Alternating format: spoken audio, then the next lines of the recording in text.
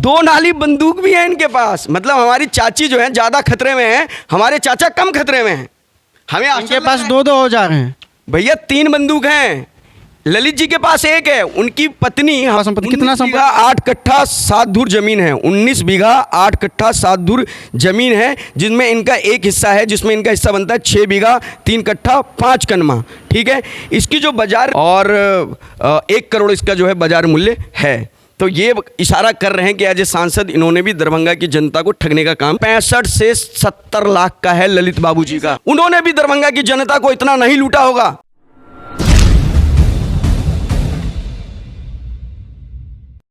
अब देखना शुरू किया BTV बिहार 24। आज हमारे साथ है फेसबुक और सोशल मीडिया पे अपने पहचान बनाने वाले अमर क्रांति और प्रभाकर जी। इन दोनों से बात करेंगे लोकसभा चुनाव के मुद्दा पे और यहाँ के उम्मीदवार के विषय में। तो आइए इनसे बात करते हैं। सबसे पहले तो सर आपका स्वागत है BTV बिहार 24। जी गुड मॉर्निंग। आप काफ़ी सुबह सुबह आ गए हैं। खुशी है इस बात की कि हमारे जितने भी प्रेस रिपोर्टर हैं देश के, वो जागरूक हैं और वो समझ रहे हैं कि उनकी अभी लोकसभा चुनाव में क्या जिम्मेदारियां हैं। सर क्या कहना चाहेंगे लोकसभा चुनाव जो के बारे में विषय में? अभी तो आप हम लोगों की 13 तारीख को चुनाव भी होने वाला है, क्या कहना चाहेंगे इस पर लोकसभा चुनाव को? देखिए, देश के तमाम बुद्धिजीवी वर्ग, NGO, समाज सेवी, बड़े बड़े जो हैं ये लोग और हमारे देश का जो इलेक्शन कमीशन है, जो कि स्वतंत्र निकाय है, वो हमेशा से मतदाताओं को जागरूक करते हैं। मतदाताओं को बताते हैं लोकसभा चुनाव में या कोई भी, चाहे वो विधानसभा का हो, पंचायत चुनाव हो, कि आप अपने मत का सही से उपयोग कीजिए, जागरूक होकर उपयोग कीजिए। और जो लोकसभा चुनाव में इस समय, मैं अपने दरभंगा लोकसभा क्षेत्र की अगर बात करूं, तो यहाँ पर जो 2 प्रत्याशी हैं जिनके बीच में कांटे की मुकाबला जो है बताया जा रहा है, सबसे पहले तो हमें ये जानना चाहिए, एक वोटर होने के नाते, एक मतदाता होने के नाते, इस दरभंगा लोकसभा के तमाम लोगों को पहले अपने उम्मीदवारों के बारे में जानना चाहिए। पहले आप उनके चरित्र के बारे में जानिए, पहले आप उनके क्या कहते हैं, उनका मूल्यांकन कीजिए, उनकी समीक्षा कीजिए। आपके नज़रिया में क्या लग रहा है, दोनों गठबंधन के उम्मीदवार, इंडिया गठबंधन से रणजीत कुमार यादव जी हैं और एनडीए गठबंधन से जो पूर्व के सांसद थे और अभी भी उन्हीं को उम्मीदवारी दिया गया है, गोपाल जी ठाकुर जी को, इन दोनों में आपके नज़र में कौन बेस्ट लग रहे हैं? देखिए, हम सिर्फ यहाँ पर पार्टी लेवल की बात है, यहाँ पर सैम्पल देखा जा रहा है, लेकिन हम जैसे जो युवा हैं उनका एक अपना एक अलग काम करने का क्या है, एक स्टाइल है, एक शैली है। हम आँख मींच के किसी भी उम्मीदवार को, चाहे पार्टी सिंबल कितना भी मजबूत हो, चाहे आपके नेता कितने भी वरिष्ठ हों, हम उस पर नहीं जाते। हम जाएंगे, हम उम्मीदवारों की समीक्षा करेंगे और ये हर एक मतदाता का कर्तव्य है, ये जिम्मेदारी है उसकी कि वो अपने लोकसभा क्षेत्र में, अपने विधानसभा क्षेत्र में या अपने पंचायत में अपने उम्मीदवारों, अपने प्रत्याशियों की समीक्षा करें, मूल्यांकन करें, उसके बाद वो निर्णय लें। समाज को जागरूक होना पड़ेगा। कब तक हम सरकार के भरोसे रहेंगे, ये बात आपको समझना चाहिए। तो मैं ये बताऊंगा कि देखिए, यहाँ पर 2 प्रत्याशी हैं, ये हम भी जान रहे हैं, गोपाल जी ठाकुर वैसेस ललित यादव, इन दोनों के बीच में टक्कर है। दोनों ही मजबूत हैं अगर एक तरीके से देखा जाए तो, क्योंकि एक का सिंबल मजबूत है तो एक का जनाधार मजबूत बताया जा रहा है। ठीक है, अब हम बात करेंगे, अगर इन दोनों उम्मीदवारों का मैं लेखा जोखा बताऊं, इन दोनों उम्मीदवारों का अगर मैं समीक्षा करूं एक जागरूक मतदाता होने के नाते, तो मैं आपको कहूं कि इस लोकसभा चुनाव में अगर हम पूरे प्रमंडल की बात करें, 3 हमारे प्रमंडल हैं, इस तीनों प्रमंडल में अगर देखा जाए तो मैं समझता हूं कि जो महागठबंधन के जो प्रत्याशी हैं वो जो हैं यहाँ से दरभंगा लोकसभा से, उसमें कहीं ना कहीं कुछ खामियां हैं जो लोगों को जानना चाहिए। खामियां जो हैं बीजेपी के जो उम्मीदवार हैं गोपाल जी ठाकुर जी, उनमें भी खामियां हैं। लोग उनसे नाराज़ हैं, उनसे आक्रोशित हैं, उनसे 5 साल वो जो काम होने चाहिए थे लोगों की डिमांड पे वो नहीं हुआ। जो उनका सांसद फंड था उनको उन्होंने पूरी तरीके से ख़त्म नहीं किया, लोगों के बीच में उन्होंने पैसा खर्च नहीं किया, योजनाओं पे उन्होंने पैसा खर्च नहीं किया। ये शिकायतें मिल रही हैं और ये शिकायत जनता की जायज़ है, क्योंकि आप सांसद थे और आपका कर्तव्य बनता था कि जो भी यहाँ की जन समस्याएं हैं उसको जो है प्राथमिकता देते हुए आप काम करें। लेकिन कहीं ना कहीं आपके खिलाफ जो है एक एंटी इनकम्बेंसी का जो है माहौल वो यहाँ पर दिख रहा है। लोग कई जगह पर आपका विरोध कर रहे हैं, ये बात सच है। आप जो है मखानमाला के माध्यम से जो है सिर्फ रिझाने का काम करते हैं, ठीक है। लेकिन अगर हम दोनों ही उम्मीदवारों को देखें, जो ब्यौरा उन्होंने इलेक्शन कमीशन ऑफ इंडिया को दिया है, जो उन्होंने अपना एफिडेविट दिया है, अगर हम अब देखिए सवाल क्या लोग करेंगे कि भाई बीजेपी में बहुत सारे भ्रष्टाचारी हैं, बहुत सारे गलत लोग हैं, तो भाई समाज कब समझेगा इस बात को, बिहार की जनता कब समझेगी इस बात को, और कब तक आप रोते रहोगे कि हमारा नेता अच्छा नहीं होता। अरे नेता तो आपको चुनना पड़ेगा, नेता तो आपको भैया सही से सेलेक्ट करना पड़ेगा। आप बहकावे में आ जाओगे पार्टी लेवल पे, तो व्यक्ति विशेष लेवल पे, जो जाति लेवल पे, तो धर्म लेवल पे, तो इस तरीके से आप चलते रहोगे तो देश में कभी भी हम उस दौर के नेताओं की अपेक्षा नहीं कर सकते थे जो कि ईमानदार हुआ करते थे। हम उस दौर की नेताओं की अपेक्षा नहीं कर सकते आज। अब आप ये जान लीजिए, ये मेरे पास इलेक्शन कमीशन का है, एक गोपाल जी ठाकुर जी का भी है मेरे पास, जो उन्होंने बहुत बड़ी ब्रेकिंग न्यूज है। देखिए इनके पास एक प्रूफ है जो इलेक्शन कमीशन को जो दिए हैं। हमारे जितने भी मतदाता होते हैं, आज आपको जानकारी बता दूं, केवल मुझे लग रहा 22 मतदाता ऐसे जागरूक हैं जिन्होंने इलेक्शन कमीशन की वेबसाइट पे जाके अपने उम्मीदवारों का जो है समीक्षा या मूल्यांकन करने का प्रयास किया। उनमें से एक मैं भी हूं। मैं ये नहीं कहता, मैं किसी का विरोध नहीं कर रहा हूं, लेकिन एक जागरूक युवा होने के नाते हम ये समीक्षा करना चाहेंगे कि कौन बेहतर है। भले आप कितना भी कुछ भी कहें, आपके कार्यकर्ता कितना भी कुछ कहें, उस पर मत जाइए। जो कागज, जो सरकारी कागज बता रहे हैं, जो इलेक्शन कमीशन ऑफ इंडिया बता रहा है उम्मीदवारों के बारे में, उसको जानना बहुत ज़रूरी है। अब यहाँ पर मेरे पास गोपाल जी ठाकुर का भी है, जो हमारे सांसद रहे हैं, पूर्व में विधायक भी रहे हैं बेनीपुर से। अगर इनका मैं सांसद के रूप में, एक राजनेता के रूप में अगर मैं इनका ब्यौरा निकालता हूं, देखता हूं, उसको समझता हूं, उसका मूल्यांकन करता हूं, उसकी समीक्षा करता हूं, तो इसमें अगर आप देखिए, थोड़ा सा आप आए, इसमें जो इनका 5 वित्तीय वर्ष जो है, इसमें आप मान लीजिए एक नेता होने के नाते सवाल खड़ा होता है कि कल तक आप कोई भी इनकम टैक्स नहीं भर रहे थे, लेकिन जैसे ही आप गोपाल जी नेता बने, इनके इनकम टैक्स जो है वित्तीय वर्ष 2019-20 से लेकर 24 तक भैया लाखों में है। इसका मतलब कहीं ना कहीं आपने जन सेवा के नाम पर, इस दरभंगा लोकसभा की जनता का सेवा के नाम पर आपने कहीं ना कहीं भ्रष्टाचार का जो है रुख अपनाया है या भ्रष्टाचार किया है। इतनी इनकम आपकी कैसे हो सकती है, क्या सोर्सेस हैं आपके। उसके बाद अगर मैं चलूं, इसमें लाखों का ट्रांजैक्शन है भाई साहब ये, और इनकी पत्नी के नाम पर भी है। लेकिन अगर हम बात करें इनके आश्रित पुत्री, आश्रित का मतलब क्या होता है, जो 25 साल से नीचे जो हैं नेताओं के या जो पदाधिकारियों के जो बच्चे होते हैं वो आश्रित कहलाते हैं अकॉर्डिंग टू लॉ जो होता है, या आप ये कह सकते हैं कि ये लिख के दिया जाता है उसके अंदर। तो इसमें जो है इनके एक पुत्री है, एक पुत्र है, उनके नाम पे कोई चीज़, कोई भी संपत्ति, कोई भी लेन देन नहीं है यहाँ पर, ना इनकम टैक्स भरा जाता है। उसके बाद अगर हम इन पे थोड़े से बात करें कि इनका आपराधिक क्या पृष्ठभूमि रही है गोपाल जी ठाकुर की, तो इन पे सेक्शन है 143, 353, 149 और 342। तो ये जो है केसेस इनके ऊपर जो है लगाए गए थे, ठीक है। इसके ऊपर 3-4 मुकदमा चल रही है ना, 4 मुकदमा चल रहा है, और एक ACGM में भी चल रहा है, ठीक है। केस है 1077/24। ACGM में भी एक मुकदमा चल रहा है। तो थोड़ा सा यहाँ पर है, लेकिन वो एक, ये तो नेताओं के ऊपर एलिगेशन लगता रहता है, चलता रहता है, ठीक है। लेकिन अगर हम बात करें इनकी संपत्ति की अगर हम बात करें, तो नकदी गोपाल जी ठाकुर के हाथ में केवल 49,000 है, इनकी पत्नी के हाथ में 41,000 है, बच्चों के हाथ में, इनके पुत्री के हाथ में 11,000 है, और पुत्र के हाथ में 11,000 है।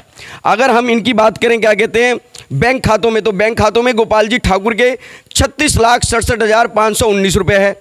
इनकी पत्नी, ये पैसे सब नेता एक सांसद हैं, वर्तमान में सांसद थे, ये सब पैसे इनको कहाँ से आए हैं, ये सब के बारे में आपको कुछ विशेष? ये पैसा देखिए, ये पैसा मैं बताऊं, ये एक नंबर का कमाया हुआ पैसा नहीं हो सकता। एक सांसद की सैलरी इतने नहीं होती कि वो 5 साल में इतना पैसा बना ले।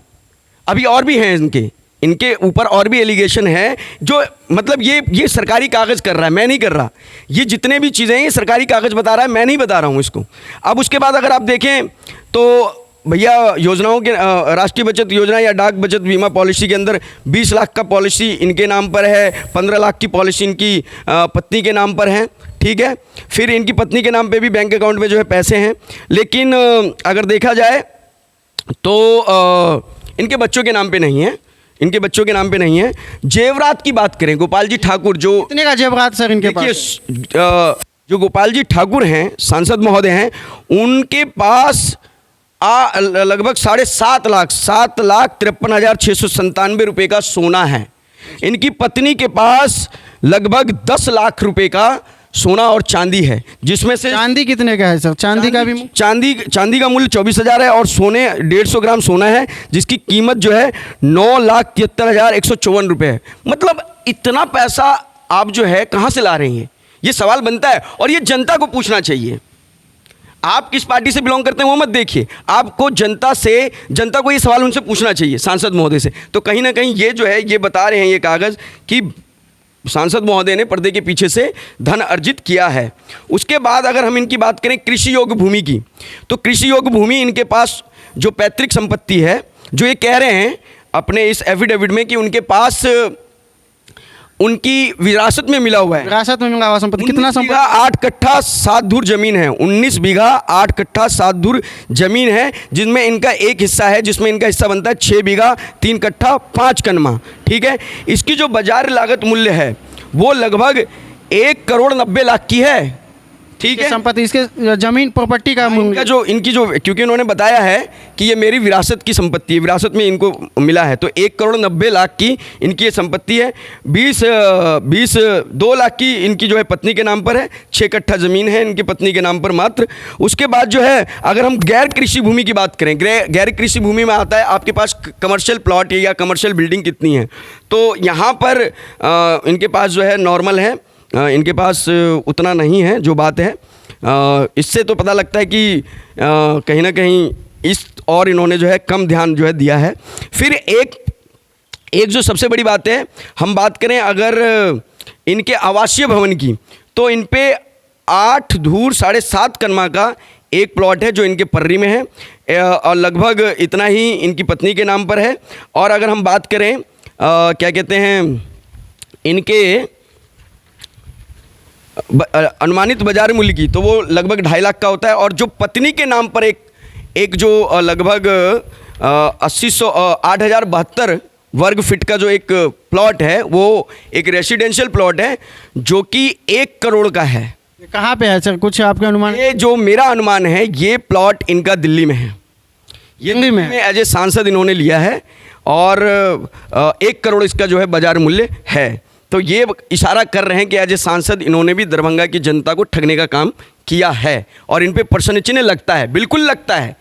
आप एक सांसद होके आपने काम नहीं किया, लेकिन आपकी पत्नी के नाम पर 1 करोड़ की संपत्ति कहाँ से आई, इसका ब्यौरा भी आपको देना चाहिए था। आपने इलेक्शन कमीशन को दिया है और वहीं से ये डाटा मैं उठा के आपको बता रहा हूँ, राइट। उसके बाद इनके बैंक अकाउंटों की बात की जाए तो 33,89,403 रुपये जो हैं देनदारी ये बता रहे हैं। ऐसे ही 34,86,207 रुपये देनदारी है। बाकी तो इन पे कर्ज है? हाँ, इन पे कर्ज है। कर्ज इतना ही है, लेकिन इन्होंने इसके पीछे जो है गेम जो है खेला है, भ्रष्टाचार का गेम निश्चित खेला है। ठीक है, इसमें कोई संशय नहीं है, क्योंकि जो ब्यौरा बता रहा है एक सांसद की इतनी सैलरी, इतना वेतन नहीं होता कि वो इतनी बड़ी जो है धन संपत्ति अर्जित कर सके। ये तो एक पक्ष हो गया गोपाल जी का, जिन्होंने समाज सेवा के नाम पे, जनता की सेवा के नाम पर सांसद बनकर जो है उन्होंने जनता को चूना लगाने का प्रयास किया है। इंडिया गठबंधन के प्रत्याशी ललित जी के विषय में क्या जानकारी? अब ललित जी की अगर हम बात करें तो मैं आपको बता दूं, ललित जी की जो बात करें, मैं केवल सच बोलने का आदी हूं, समाज को जगाने का आदी हूं, मतदाताओं को जगाने का आदी हूं। और जो लोग राजनीतिक के नाम पर, समाज सेवा के नाम पर जनता की आंखों में जो है धूल झोंकते हैं, उनको ठगते हैं, उनके खिलाफ हमेशा बोलता रहता हूं और हम आगे भी बोलूँगा। अब मैं आपको ललित जी का बता दूँ थोड़ा सा। इस हमारे प्रमंडल में, या हम ये कहें कि हमारे दरभंगा ज़िले के अंदर जितने भी राजद के शीर्ष लीडर हैं, चाहे वो अब्दुल बारिक सिद्दीकी जी हों, अब्दुल बारिक सिद्दीकी जी की छवि बहुत बेहतर है। अगर मैं इनके आंकड़ों पे अगर नज़र डालता हूं तो यहाँ पर जितने भी राजद के जो है विधायक रहे हैं अब तक, उन सब से अगर देखा जाए तो इनकी छवि इन कागज़ों के माध्यम से पता लगता है कहीं ना कहीं हाथी के दांत दिखाने के कुछ और खाने के कुछ और हैं। ये आप जान लीजिए। और इस आपके न्यूज़ चैनल के माध्यम से मैं इस लोकसभा क्षेत्र के तमाम जनता को बताना चाहता हूं और उनको मैं इस बात का मैं आश्वासन दिला रहा हूं कि आप अपने बुद्धि विवेक का प्रयोग करते हुए इस वीडियो को देखने के बाद हाँ या ना भरिए। मैं मानता हूं गोपाल जी ठाकुर ने काम नहीं किया, गोपाल जी ठाकुर से यहाँ की जनता त्रस्त हो गई 5 साल में। बहुत सारी शिकायतें हैं, बहुत सारे मुद्दे हैं जिस पर जनता जो है आक्रोशित है, विरोध हो रहा है। लेकिन जो 30 साल से जो विधायक हैं ललित बाबू, भाई साहब आपको जानकर आश्चर्य होगा, हमारे क्षेत्र की आम आवाम को जानकर आश्चर्य होगा कि यहाँ पर ललित बाबू इन कागजों के आधार पर, ये अमर क्रांति नहीं बोल रहा, ये ललित बाबू जी ने जो इलेक्शन कमीशन ऑफ इंडिया को अपना ब्यौरा दिया है, उनके कागज बता रहे हैं कि भाई कितने बड़े घपलेबाज हैं ये, कितनी अच्छाइयां हैं इनके अंदर, कितने इन्होंने जनसेवा के नाम पर धन अर्जित करने का प्रयास किया है। और ये जो इस ब्यौरा के अंदर जो दिया गया है, इस कागज के अंदर जितना ब्यौरा है, ये तो एकमात्र छोटा सा ट्रेलर है, इसकी हकीकत तो कुछ और होगी जो बताना नहीं चाह रहे।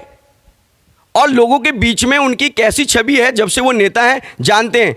अगर मैं बात करूं भोला यादव की, मिश्री लाल यादव की, संजय सराविंग की, या मैं बात करूं आपकी अब्दुल बारिक सिद्दीकी की, और 4 बार के सांसद दरभंगा के रहे हैं अली अशरफ फातिमी साहब, उन्होंने भी दरभंगा की जनता को इतना नहीं लूटा होगा जितना विधायक 30 साल रहते हुए ललित बाबू ने लूटने का प्रयास किया है। ये कागज बोल रहा है। अब कागज में आप आइए, मैं बताता हूं आपको हकीकत क्या है, इसको समझिएगा। जी एकदम। देखिए,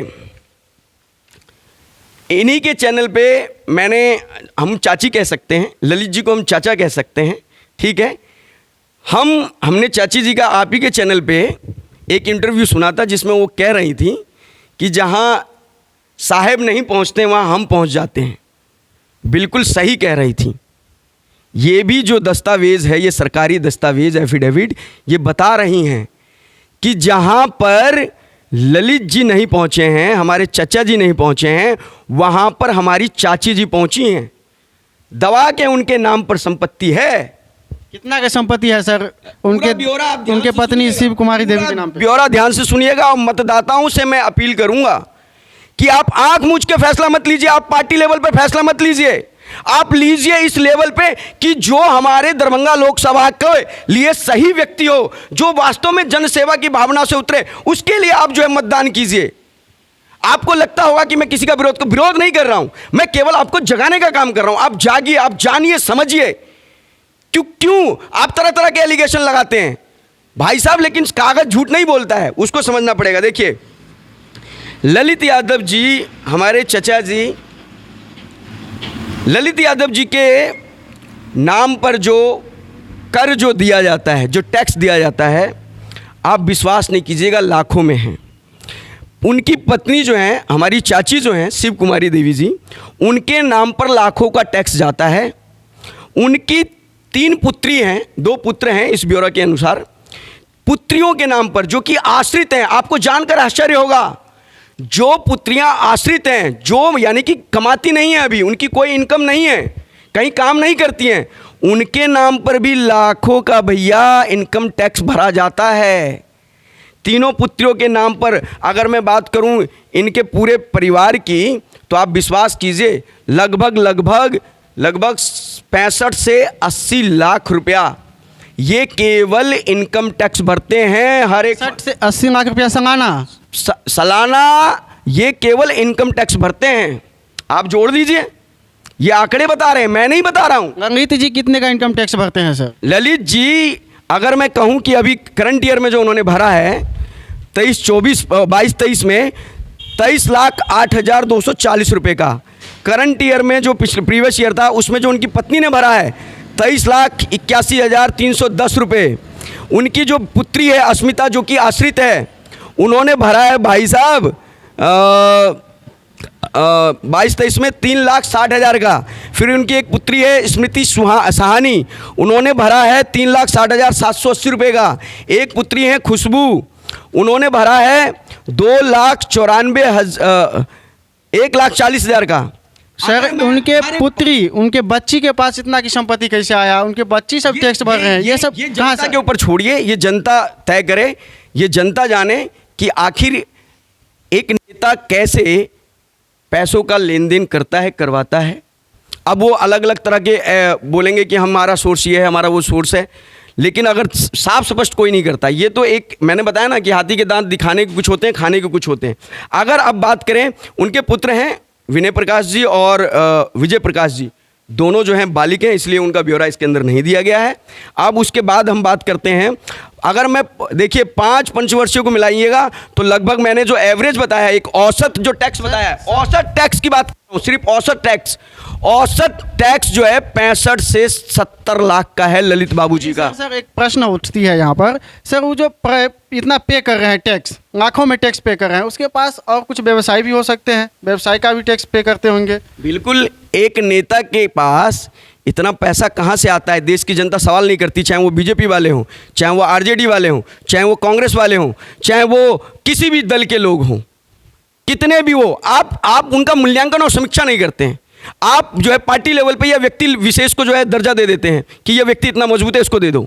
अरे भाई, ये लोग केवल जनसेवा के नाम पर, मैं हमेशा बोल रहा हूँ, कोई भी पार्टी हो, कोई भी दल हो, केवल जनता को गुमराह करते हैं। जनता से इनका कोई सरोकार नहीं होता। यही ये जो है, ये जो कागज़ है, ये ललित बाबू जी के बारे में बता रहा है।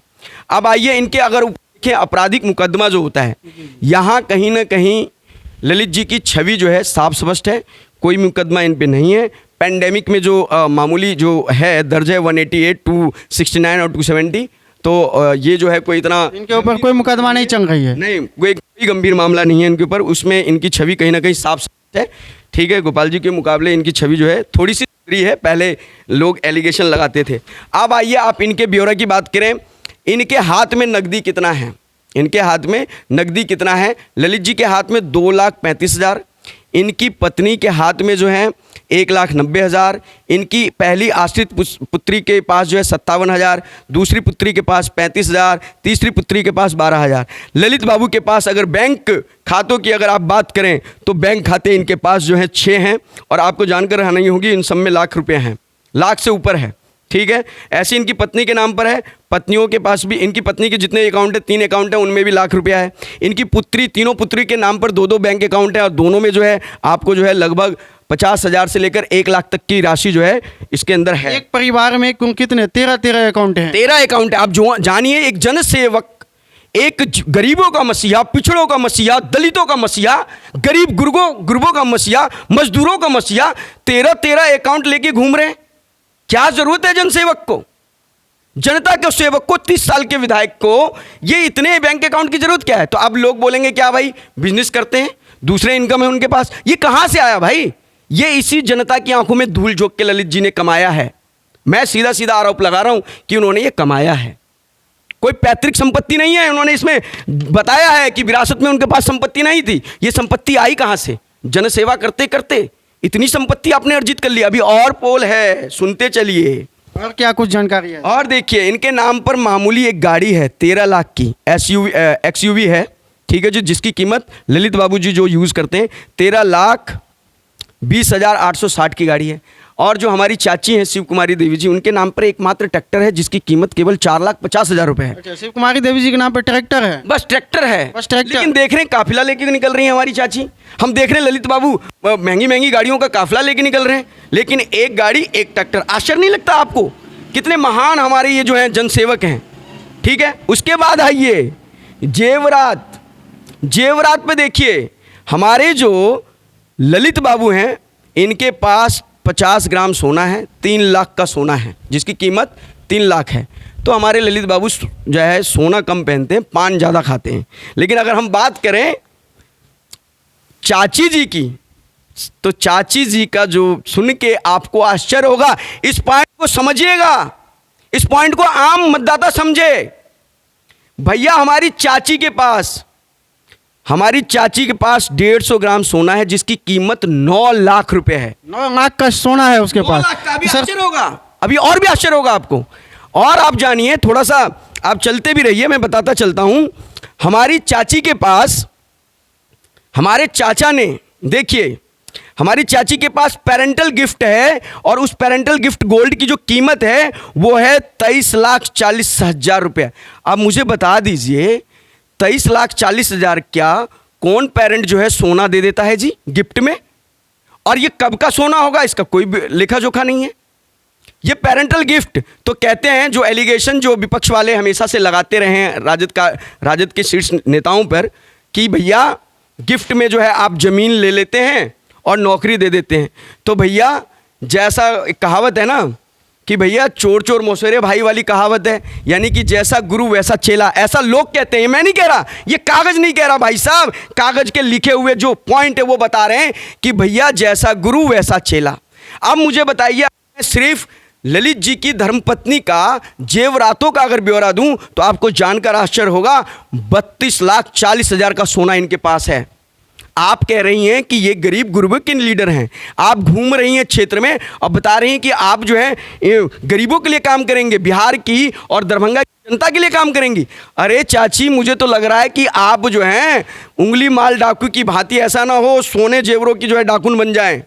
इसीलिए ये डर है हमारे मन में और ये सवाल हम खड़ा कर रहे हैं।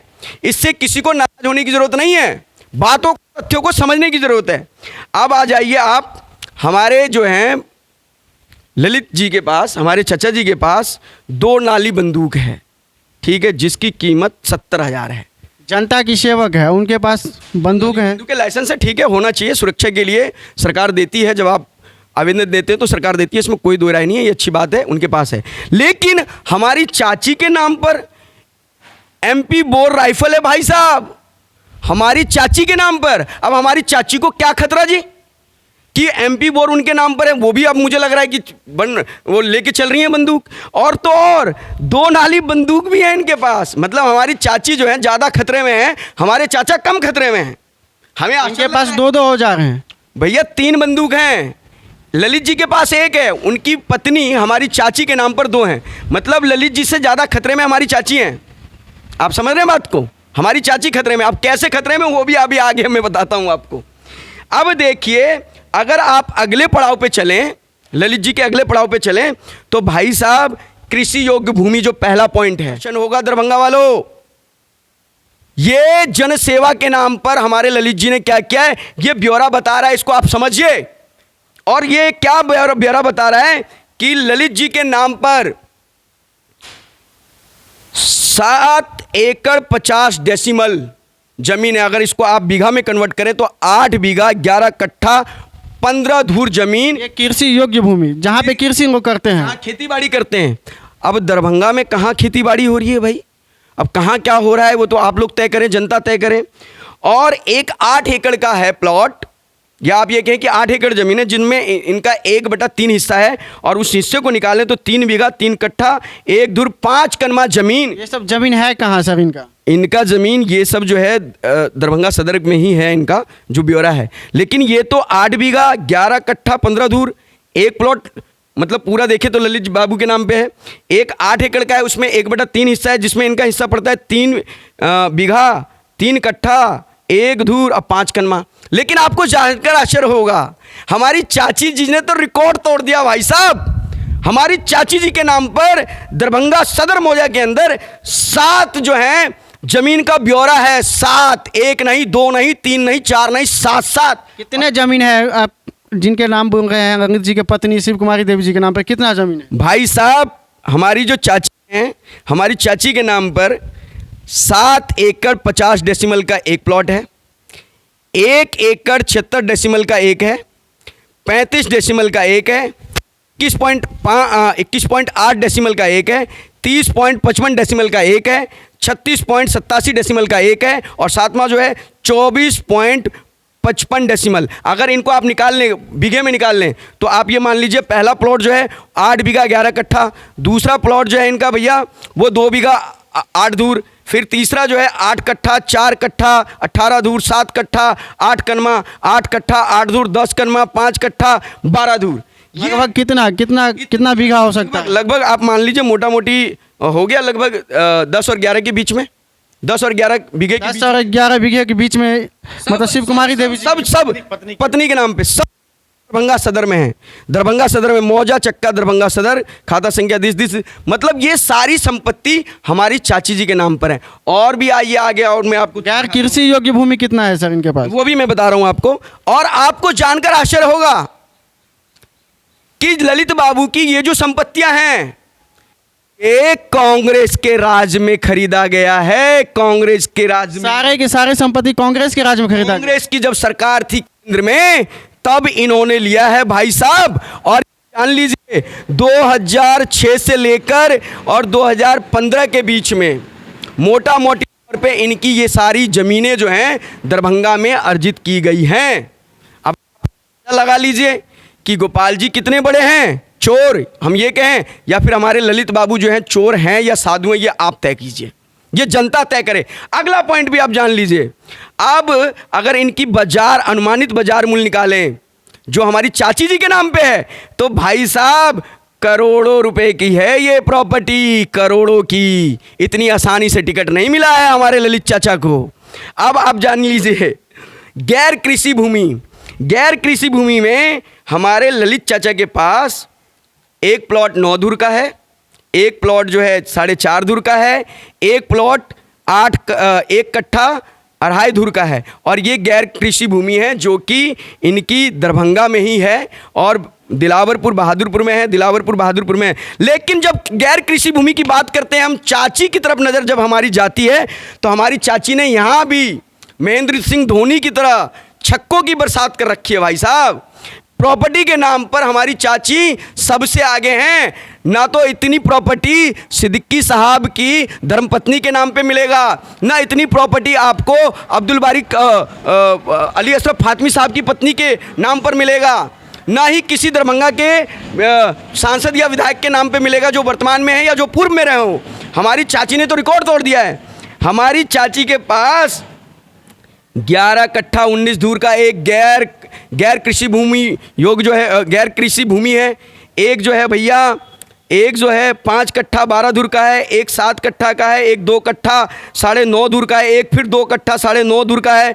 भाई साहब एक 8 कट्ठा 8 धूर का प्लॉट है। मतलब प्लॉटों की संख्या 6 है दरभंगा में जो हमारी चाची जी के नाम पर। दरभंगा में कहाँ है सर ये सब सारे भूमि का डिटेल्स? ये जो गैर कृषि भूमि है ये सारा का सारा दरभंगा सदर में है, जिनकी खाता संख्या सब कुछ दिया हुआ है। लेकिन अब मैं आप बता रहा हूँ, बताइए 30 साल में एक विधायक के पास इतनी प्रॉपर्टी कहाँ से आ रही है? ये तो अभी छोटा सा है, अभी और भी आगे मैं पोल खोल रहा हूँ। ये कागज़ बोल रहे हैं, मैं नहीं बोल रहा हूँ, कागज़ बोल रहे हैं ये। अब भाई साहब इसमें इन्होंने लिखा है कि क्या विरासत में मिला हुआ संपत्ति है ये सब, ये सीधा कह रहे नहीं। तो इसका मतलब आपने अर्जा है, आपने ये प्रॉपर्टी बनाई है, जनता कैसे अर्जे सर, ये कैसे अर्जे होंगे? कुछ आप इसके बारे में बता सकते हैं, कैसे अर्जे होंगे ये प्रॉपर्टी इतना? ये प्रॉपर्टी अर्जने का एक ही कारण है, आप विधायक हैं और आप दबंग थे, जो लोगों का कहना है।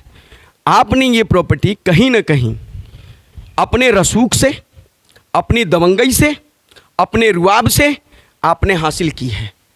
जब पैतृक संपत्ति का कहीं वही नहीं है, तो एक 30 साल का विधायक जनता की सेवा करते करते इतना धनवान कैसे हो सकता है? मैं तो ये कहता हूँ कि दोनों ही सांसदों की जो हमारे गोपाल जी हैं वो और जो हमारे ललित जी हैं वो, इन दोनों की ही संपत्ति की जांच करनी चाहिए।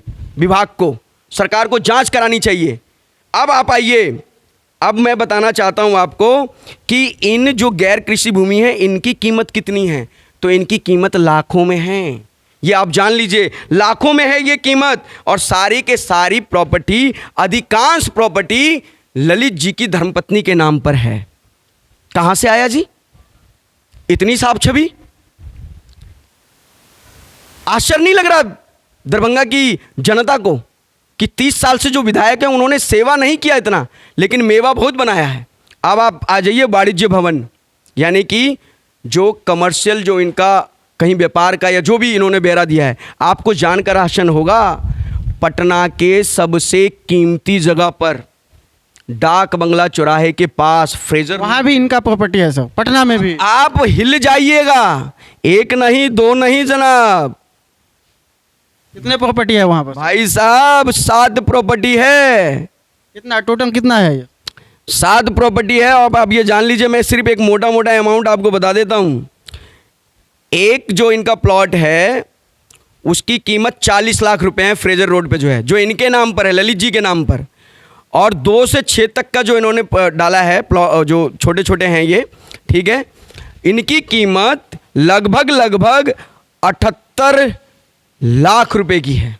ठीक है, कहाँ है सर 78 लाख रुपए? ये सब फ्रेजर रोड पे है, पटना में है, पटना में है इनकी प्रॉपर्टी। और इनकी पत्नी के नाम पर भी 7 प्लॉट रजिस्टर्ड हैं।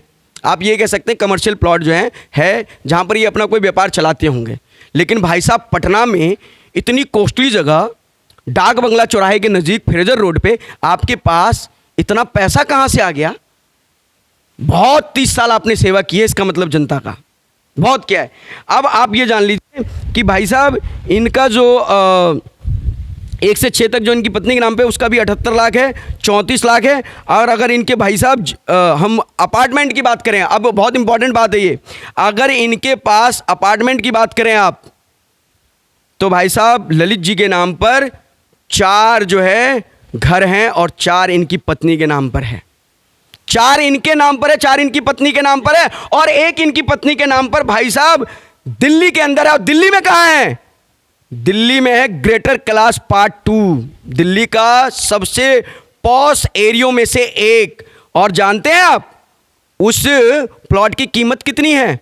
कितना बड़ा है? 2 कट्ठा के लगभग उस प्लॉट की जो है उसका एरिया है और उसकी कीमत 3 करोड़ 70 लाख रुपया है। 3 करोड़ 70 लाख। अब आप ये जान लीजिए भाई साहब जो इनके पास जो प्लॉट हैं वो जो है 2 कट्ठा का है रेसिडेंशियल प्लॉट। 1 कट्ठा 11 धुर का है ललित जी के नाम पर, फिर 1 कट्ठा 9 धुर का है, फिर 1 कट्ठा 6 धुर का है, फिर 1 कट्ठा 5 धुर चांदकर्मे के 4 प्लॉट है इनके पास। ऐसे ही इनकी पत्नी के नाम पर 4 है। पहला है 2 कट्ठा 5 धुर का, फिर दूसरा है 3 कट्ठा 15 धुर का, फिर तीसरा जो इनका आवासीय प्लॉट है वो 1 कट्ठा 12 धुर का है, फिर 1 कट्ठा 9 धुर का है, फिर जो दिल्ली में है वो इनका भैया 300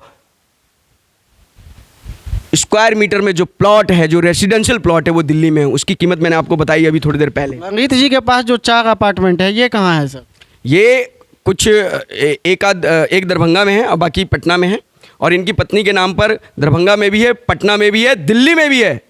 आपको जानकर हैरानी होगी। और आइए अब आपको जानकर आश्चर्य होगा कि ये जो प्लॉट सब है, ये जो रेसिडेंशियल प्लॉट है, ये जो इनके घर हैं, वो भाई साहब वो मोदी राज से पहले बने हैं।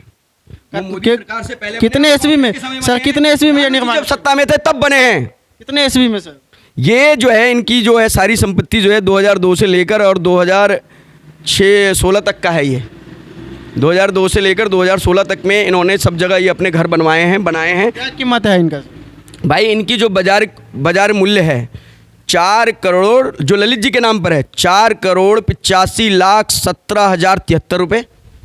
और इनकी पत्नी के नाम पर जो है हमारी चाची जनता की सेवा करेंगी भाई साहब 12,27,13,340 रुपए की जो है 12 करोड़ के घर है इनके पास। अपार्टमेंट नहीं है, जो इनका कमर्शियल और जो रेसिडेंशियल जो ब्यौरा है, भूमि हाँ जमीन या घर जो आप बोले, वो 12,27,13,340 रुपए का है।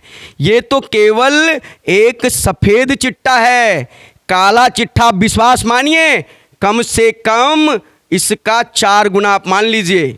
समझ रहे हैं? ये देख लीजिए, ये इनकी पत्नी के नाम पर है, ये 12,27,13,340 रुपये और ये ललित जी के नाम पर है 4,85,17,073 रुपये।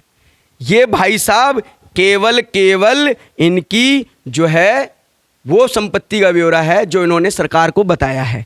और इसमें आश्चर्य की बात होगी कि ये सब इनकी विरासत में, उनके पास कुछ नहीं है। विरासत का कॉलम तो शून्य है, 0 है। 30 साल की विधायकी और राजनेता के रूप में, एक जनता के सेवक के रूप में कौन होगा जो भैया इतनी प्रॉपर्टी बना लेगा? एक व्यक्ति जो सरकारी सेवा में होता है वो 40 साल देश की सेवा करता है, तब भी वो इतना नहीं बना पाता जितना एक नेता हमारे देश के बना लेते हैं। तो मेरा सवाल सिर्फ इतना है कि आप जो है, अब देखिए देनदारी भी बता रहे हैं, देनदारी कितना है सर इनके ऊपर? ये देनदारी जो है 1,87,00,000 का बता रहे हैं। इनके ऊपर? ललित जी के ऊपर? ललित जी के ऊपर है। उनके पत्नी के ऊपर?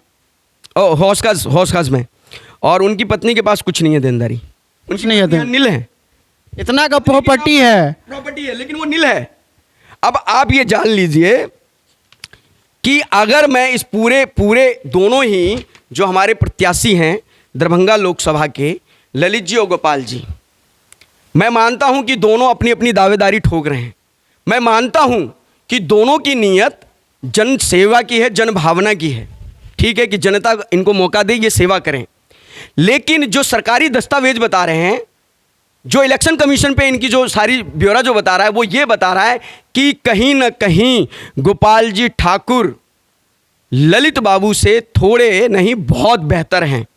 क्योंकि जिस हिसाब से एक नेता ललित यादव जी ने 30 साल जनता के नाम पर अपनी संपत्ति अर्जित की है, ये कागज इस और इशारा कर रहे हैं कि यदि दरभंगा लोकसभा की जनता ने इनको मौका दिया तो मेरा जो अनुमान है, मैं जो समझता हूं, मैं जो मानता हूं और जिसके खिलाफ मैं हमेशा बोलता रहता हूं, वो ये है कि भाई साहब ये पूरी तरीके से दरभंगा को लूट खाएंगे। गोपाल जी ठाकुर में लाख बुराइयां हैं, लाख कमजोरियां हैं, उनसे जनता नाराज है। लेकिन विश्वास मानिए, अगर दोनों का आप सही से समीक्षा करें, दोनों का सही से मूल्यांकन करें, अगर मतदाता सही से दोनों ही नेताओं का मूल्यांकन करें, तो मैं बता रहा हूं कहीं ना कहीं, निष्पक्ष रूप से बता रहा हूं, निस्वार्थ भाव से बता रहा हूं और जनता के हित में बता रहा हूं। कोई इसको अपने पे ना ले, कोई ये ना समझे कि द्वेषवश मैं ये बात कह रहा हूं। कहीं ना कहीं गोपाल जी ठीक हैं, ये सच है। बाकी निर्णय जनता का है। जनता जिसको अपना नेता मानेगी, जिसको वोट देगी, जिसको अपना मत देगी, वो जीतेंगे। फिर उसके बाद आप जो भी करें, जैसा करें और जैसा आप भुगतें, वो जनता के ऊपर है। फिर जनता को उंगली उठाने की आवश्यकता नहीं है। अब कई लोग हम पे एलिगेशन लगाएंगे कि भैया ये तो ललित जी के खिलाफ में बोल रहा है, ये कभी बीजेपी के खिलाफ में बोलता है। मैं किसी के खिलाफ में नहीं हूँ, मैं केवल सही के खिलाफ में हूँ। हमें पढ़ाया गया, सिखाया गया, हमारे जितने भी जो सरकारी संस्थाएं हैं, जो जितने भी हमारे एनजीओ हैं, हमारा इलेक्शन कमीशन ऑफ इंडिया यही कहता है कि जनता को जागरूक बनना चाहिए, जनता को अपने नेता का मूल्यांकन करने और समीक्षा करने के बाद ही उसको वोट देना चाहिए, अपना मत देना चाहिए। हम किसी पार्टी या व्यक्ति विशेष के नाम पर या हम किसी भी ऐसे व्यक्ति के नाम पर वोट हमें नहीं डालना चाहिए, उससे बचना चाहिए जिससे हमें हमारी जनता को ठगा हुआ महसूसपन ना हो। बाकी आप सब समझदार हैं, ये जनता तय करेगी। जी, अब हमारे बीच हैं मोतीपुर पंचायत के पंचायत समिति प्रतिनिधि प्रभाकर जी, इनसे भी बात करेंगे इन ब्यौरा के लेकर। सर आप बताएंगे, अभी क्रांति जी ने पूरा डिटेल्स में बताया दोनों प्रतिनिधि के बारे में, दोनों उम्मीदवार के बारे में, तो आप बताएंगे दोनों में बेस्ट कौन है आपकी नज़र? मैं आपको बता देना चाहता हूँ, जो भी आपने अभी देखा है, अमर क्रांति जी जो दिखाए हैं वो अपने मुंह से या अपने मन से नहीं बोले हैं, वो पेपर के आधार पे ही अपने बातों को रखे हैं और अच्छी तरीके से रखे हैं। एक बात मैं आपको क्लियर कर देना चाहता हूँ, 6 बार के मतलब जो है 6 बार के ललित जी विधायक रहे हैं। गोपाल जी भी एक बार बेनीपुर से विधायक रह चुके हैं और 5 साल मतलब सांसद रह चुके हैं। और जो ये पेपर बता रहा है, उनके पास पैतृक संपत्ति भी पूर्व में है, लेकिन ललित बाबू के पास कोई पैतृक संपत्ति नहीं है। अगर गोपाल जी के पास करोड़ों रुपए है तो उनका स्रोत भी बनता है कि ज़मीन है, बहुत सारे मतलब है, लेकिन इन्होंने जितना भी प्रॉपर्टी बनाया वो लूट घसोट करके ही बनाया, अपने गुरु के आदेश पे ही बनाया और गुरु से ही सीखे हैं। क्योंकि मैं नहीं बोल रहा हूँ या अमर क्रांति जी नहीं बोल रहे हैं, वो पेपर बोल रहे हैं। क्योंकि आपने देखा कि 6 बीघा उनकी पैतृक संपत्ति, उनका जो हिस्सा बनता है 19 बीघा था, लेकिन ललित बाबू के पास एक धूर भी इसमें ये नहीं दर्शाया कि हमारा पैतृक था। तो अगर आपके पास पैतृक नहीं था, आपके सैलरी से मतलब इतना हो नहीं सकता है, तो ये पैसा आप लाए कहाँ से? कहीं ना कहीं ये जनता की हकमारी किए हैं, जनता को आपने लूटे हैं और आप ये दिखाने की प्रयास कर रहे हैं कि हम अच्छा काम कर रहे हैं। आप अच्छा कर रहे हैं, लेकिन पेपर में आप अच्छा नहीं किए हैं, क्योंकि पेपर बता रहे हैं। लेकिन फिर भी मैं ये इतना बोलना चाहता हूँ कि दोनों उम्मीदवार हैं। एक जागरूक कैंडिडेट होने मतदाता होने के नाते मैं दोनों ही कैंडिडेट को, दोनों ही उम्मीदवारों को शुभकामनाएं देता हूं। आप क्षेत्र में जाइए, अपनी अपनी बातें आप रख ही रहें, लेकिन जनता को समझना चाहिए कि आखिर हम हर बार क्यों पार्टी के नाम पर, जात के नाम पर, धर्म के नाम पर क्यों ठगा हुआ महसूस करते हैं। ये जनता को सोचना चाहिए।